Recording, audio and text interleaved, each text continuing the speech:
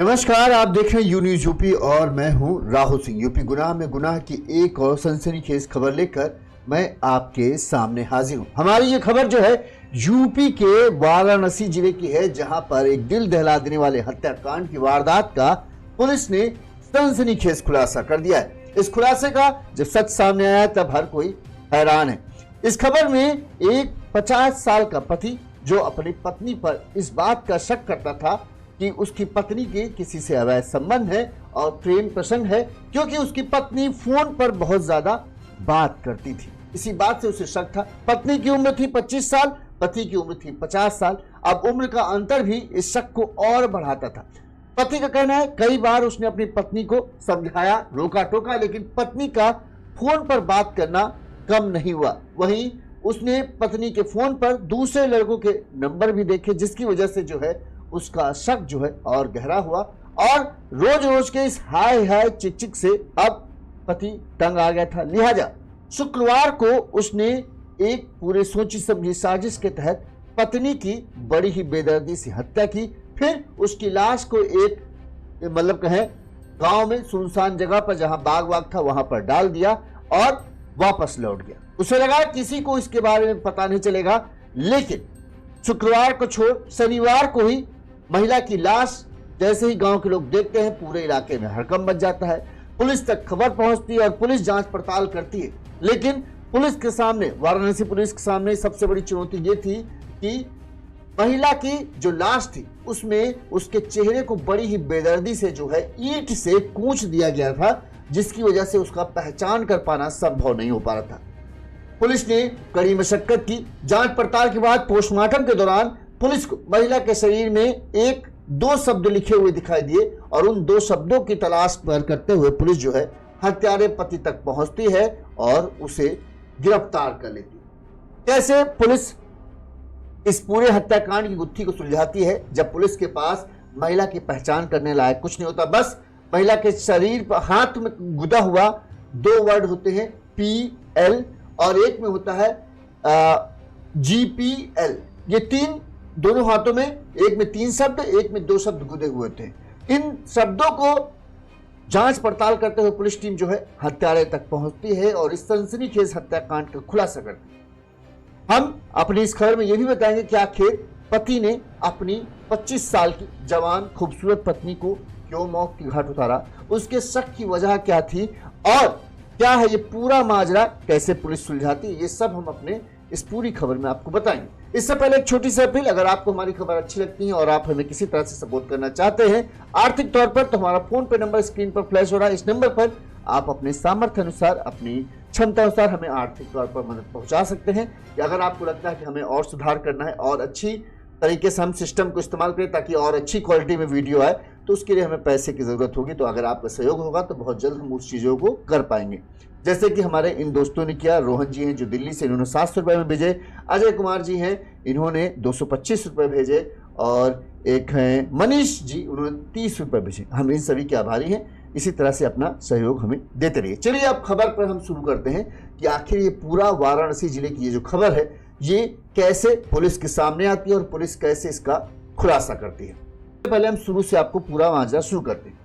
चोलापुर थाना क्षेत्र, रविवार का दिन था। सुबह के समय जो है कैथौर गांव के बगीचे में जो है, कैथौर गांव से बाहर एक बगीचा था, उस बगीचे में जो है बाजरा की फसल का जो है कटी हुई रखी थी। गांव का रहने वाला सोनू यादव, जो मूक बधिर है, यानी जो बोल नहीं सकता, जो सुन नहीं सकता, वो उस बाजरे की फसल को उठाने के लिए गया हुआ था। जब वो वहां पर जाता है, बाजरे की फसल को उठाकर गाड़ी में रख रहा होता है, इसी दौरान जो है खून से सनी हुई एक महिला की लाश उसे दिखती। लाश देखते ही वो घबरा जाता है, ना वो सुन सकता है ना बोल सकता है, लिहाजा उसके मुंह से तो चीख भी निकलती।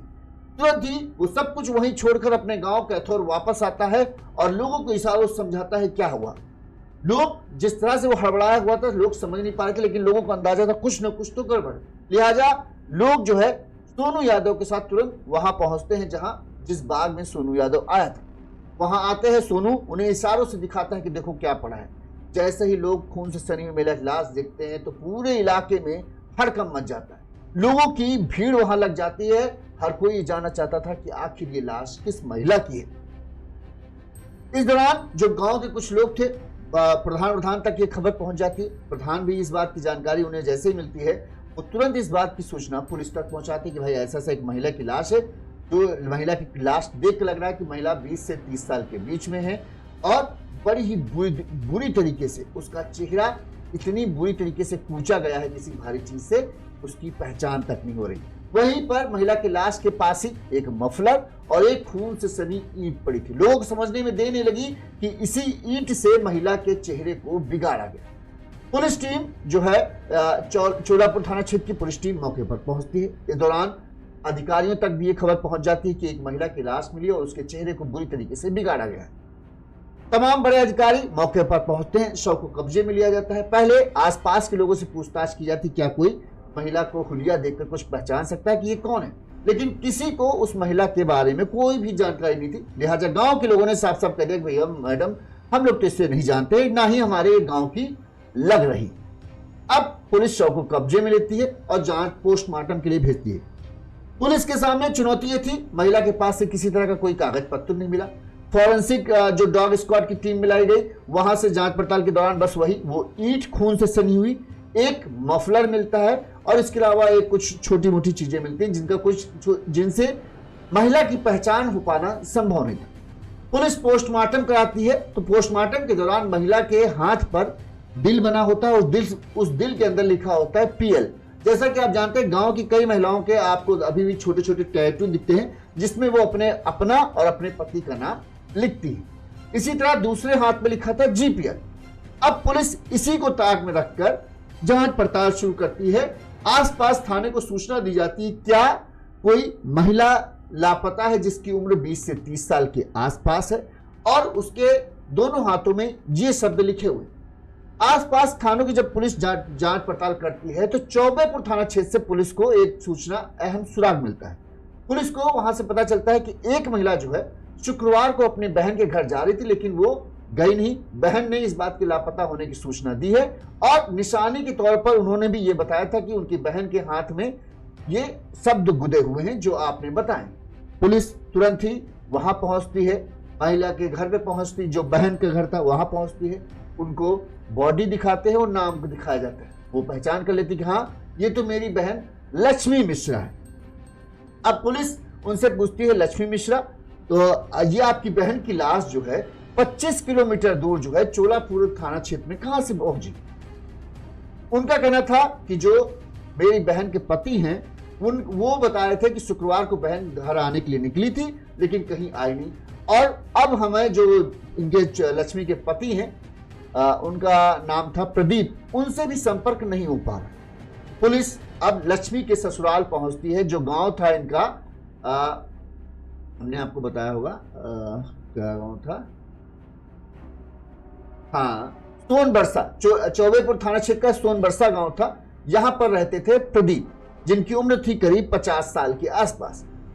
प्रदीप के गांव पहुंचती है पुलिस तो पता चलता है प्रदीप 2 दिनों से लापता है। अब पुलिस को यह समझते देर नहीं लगती कि शुक्रवार से पत्नी लापता है और तभी से पति भी लापता है, यानी कुछ तो मामला गड़बड़ है। लिहाजा पुलिस सर्विलांस की मदद लेती है और प्रदीप के नंबर को लोकेशन ट्रेसिंग पे डालती है, जिससे प्रदीप की लोकेशन पता चल सके वो कहां है। काफी कड़ी मशक्कत के बाद, मुखबिरों को एक्टिव करने के बाद पुलिस जो है प्रदीप को ढूंढ निकालती है महबूबपुर का पास से और उसे गिरफ्तार कर लेती है, गिरफ्तार कर हिरासत में लेती है। हिरासत में लेने के बाद पुलिस प्रदीप से पूछताछ शुरू करती है, भाई क्या माजरा है, कहां तुम गायब हो, तुम्हारी पत्नी कहां है, कुछ पता है? तो प्रदीप वही रटी रटाई कहानी, पत्नी तो जो है वो अपनी बहन के गांव जा रही थी और उसके बाद से कुछ पता नहीं और मैं अपनी पत्नी को ही खोजने निकला था, ये उसने बताया। लेकिन पुलिस ने जब सख्ती की तब प्रदीप पुलिस की सख्ती के आगे टिक नहीं पाया और उसने अपना जुर्म कबूल कर लिया कि हाँ उसने अपनी जवान पत्नी की हत्या की है। अब पुलिस उससे पूछती है, जरा तफसील से पूरी कहानी बताओ। तो सोनबरसा गांव के रहने वाले प्रदीप मिश्रा, जिनकी उम्र करीब 50 साल के आसपास है, ये एक ऑटो चलाते हैं। इनकी शादी जो है लक्ष्मी मिश्रा से हुई। इनकी लक्ष्मी की उम्र है करीब 25 से 26 साल के आसपास। बताते हैं कि लक्ष्मी की ये दूसरी शादी है प्रदीप के साथ। प्रदीप पहली शादी हो चुकी थी, शायद वो टूट चुकी है और ये दूसरी शादी थी। पुलिस के अनुसार जो है प्रदीप को अपनी पत्नी पर शादी के कुछ दिनों बाद से ही कह दे एक तरीके से शक रहने लगा, और उसकी वजह थी मोबाइल फोन। प्रदीप की शादीशुदा जिंदगी में एक मोबाइल फोन जो था वो सबसे बड़े दुश्मन के तौर पर था। वो जब भी लक्ष्मी को देखते तो लक्ष्मी फोन पर ही व्यस्त रहती थी, और इस बात को लेकर अक्सर जो है प्रदीप की लक्ष्मी से झगड़ा भी होता था। उन्हें लगता था कि लक्ष्मी फोन पर किसी न किसी से अक्सर बतियाती रहती, बात करती है, और इसका कोई प्रेमी वगैरह है जिससे ये अपना बातचीत करती रहती है। और अवैध संबंधों का भी तक शक था कि जब हम काम पर चले जाते हैं तो ये चली जाती।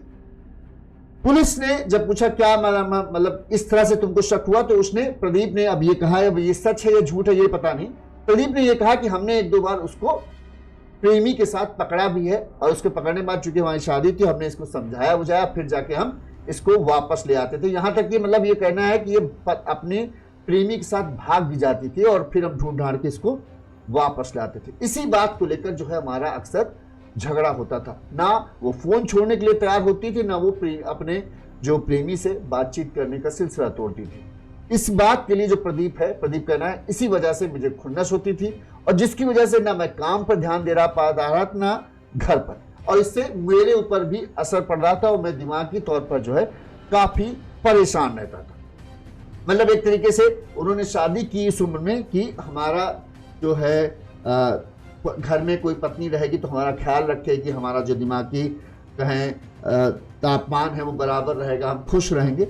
लेकिन यहाँ शादी के बाद जो है इनकी दिमागी स्थिति और जो ज़्यादा जो खराब होने लगी, और ज़्यादा ये तनाव में रहने लगे, खुशियाँ तो दूर झगड़ा ज़्यादा बढ़ने लगा। अब इस बात से जो है ये परेशानी इनकी बढ़ती जा रही थी।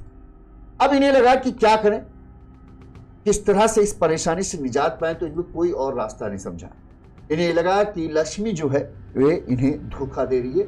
हम जब चले जाते हैं तो फोन पर ये किसी अपने प्रेमी से बतियाती रहती है, उसके साथ मिलती जुलती है, और हमारे मेहनत की कमाई पर ये जो है ऐश वैश कर रही है और हमें धोखा दे रही है। ये चीज जो है प्रदीप मिश्रा उर्फ गुड्डू मिश्रा, आप सोच रहे होंगे ना जीपीएल का क्या मतलब है, तो इनको घर में गुड्डू बोलते थे और ऐसे प्रदीप, तो गुड्डू प्रदीप मिश्रा और प्रदीप मिश्रा ये इनका नाम था। इस बात के लेकर कहीं एकदम से ही चिढ़ गए। अब इन्हें लगा कि ऐसा है, इसे हमारा और कोई चारा नहीं है, ये हमें जिस तरह से तकलीफ दे रही इसी तरह से इसको भी हमेशा के लिए खत्म कर देंगे तो सारी समस्या खत्म हो जाएगी। लिहाजा इन्होंने पूरी प्लानिंग के तहत शुक्रवार को लक्ष्मी को भरोसे में लेकर कहा आओ चले घूमने चलते हैं। घूमने के बहाने इन्हें ये ऑटो में बिठाते हैं और लक्ष्मी को घूमने के बहाने निकलते हैं। जब ये जिस गांव में इनकी लाश मिली थी, गांव का नाम था किथौरा, क्या नाम था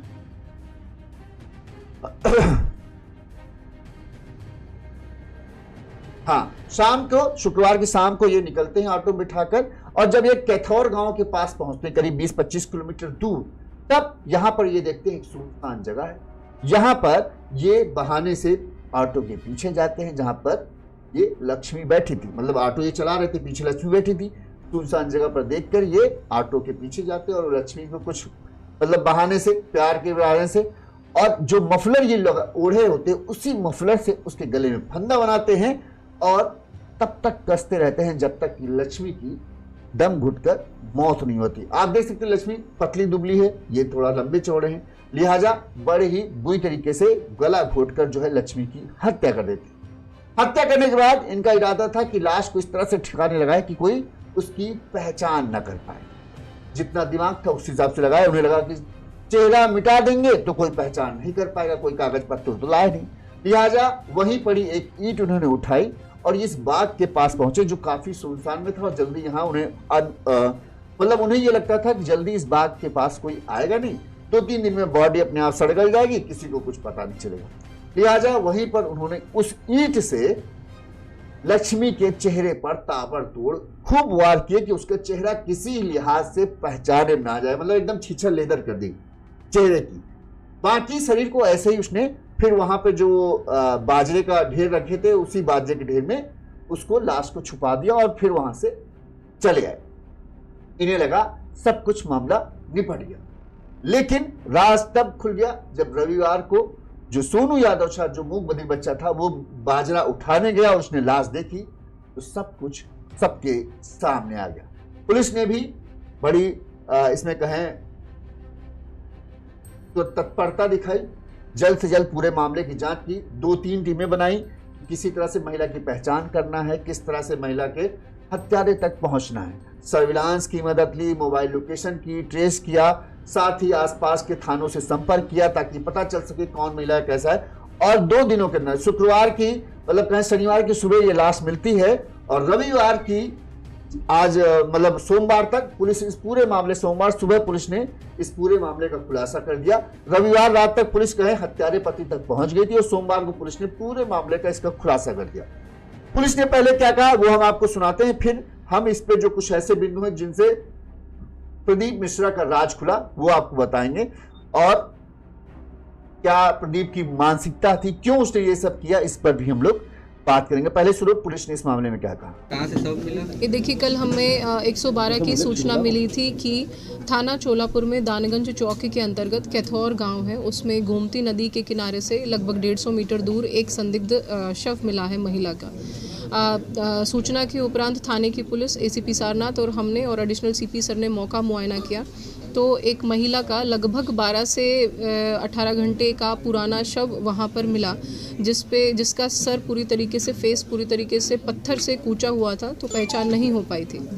मौके पे ही एक ईंट का ब्लॉक पड़ा था और एक मफलर भी पड़ा था।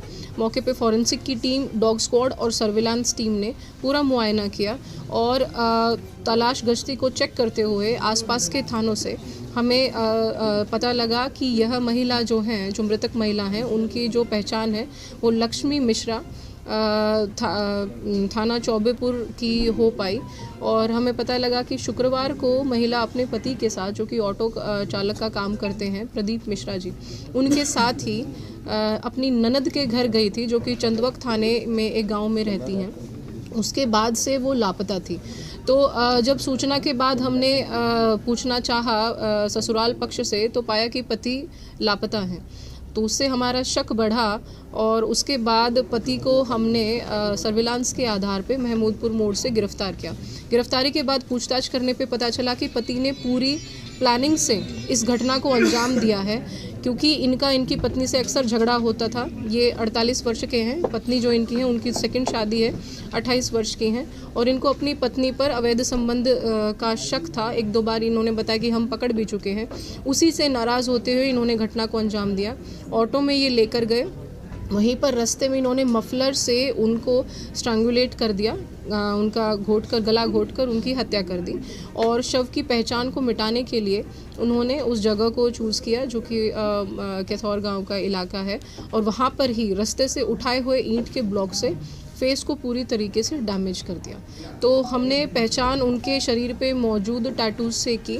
घटनास्थल से मारने में प्रयुक्त जो हमारा ईंट का ब्लॉक है और जो मफलर है वो भी बरामद हो गए हैं और अभियुक्त को गिरफ्तार करके अब न्यायालय में पेश किया जाएगा। मैडम, 2 टैटू हैं, उनके बारे में बताइए। देखिए,